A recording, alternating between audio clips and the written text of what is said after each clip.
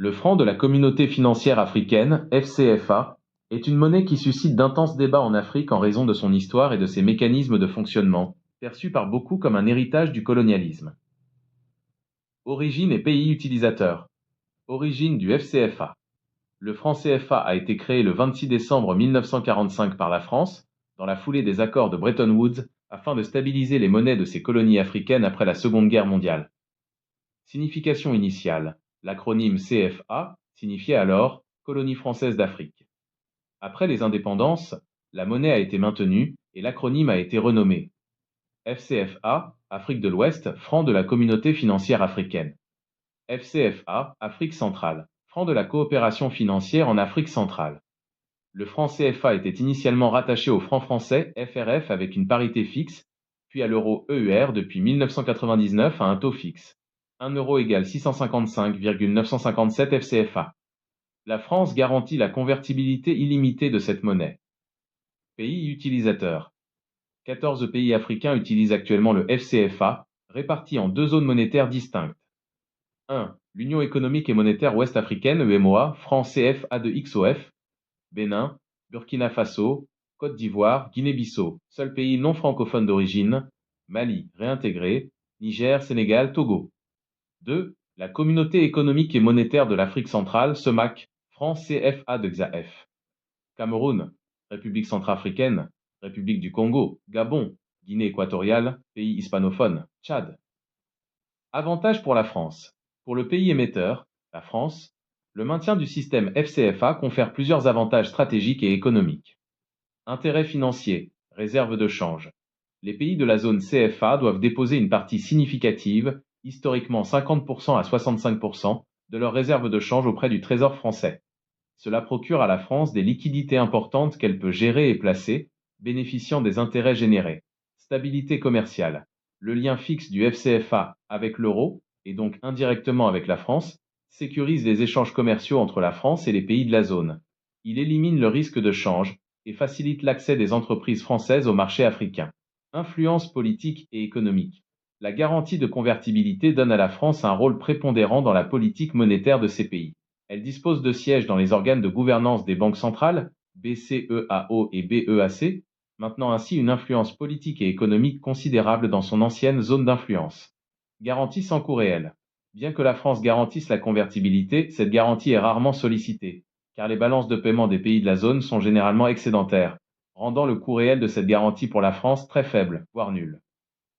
Désavantages et freins au développement pour les utilisateurs africains.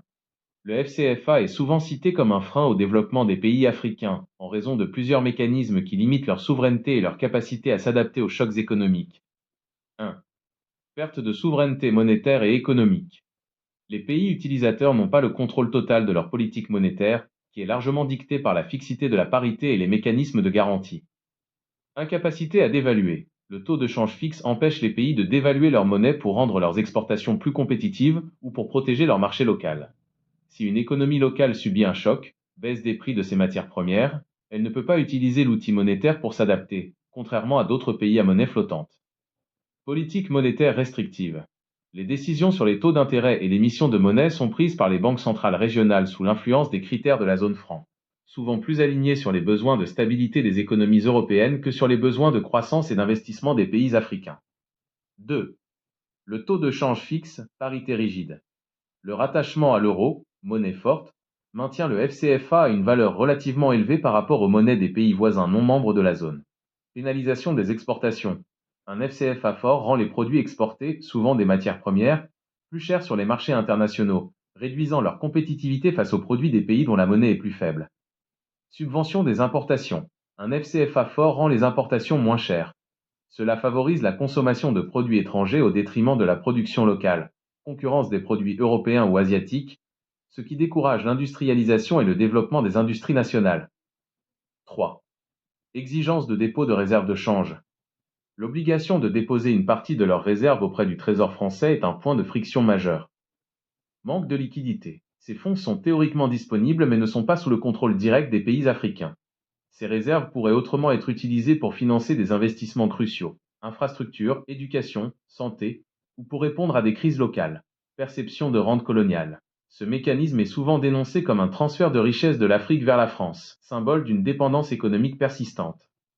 4. Frein à l'intégration régionale. Malgré une monnaie commune au sein de chaque zone, UMOA ou CEMAC, les deux francs CFA2XOF et XAF ne sont pas librement échangeables entre eux, ce qui entrave les échanges et l'intégration économique entre l'Afrique de l'Ouest et l'Afrique centrale. Perspective d'évolution. Face à ces critiques, une réforme a été initiée pour l'UMOA avec le projet de l'ECO, bien que sa mise en œuvre soit retardée, visant à remplacer le FCFA et à supprimer l'obligation de dépôt des réserves auprès du Trésor français, tout en maintenant, dans un premier temps, la parité fixe avec l'euro. Des débats similaires sont en cours au sein de la CEMAC. Le FCFA reste un sujet emblématique où les impératifs de stabilité monétaire, principal avantage souvent mis en avant par ses défenseurs, grâce à une faible inflation, s'opposent aux aspirations de souveraineté économique et d'outils monétaires adaptés au développement structurel des pays africains.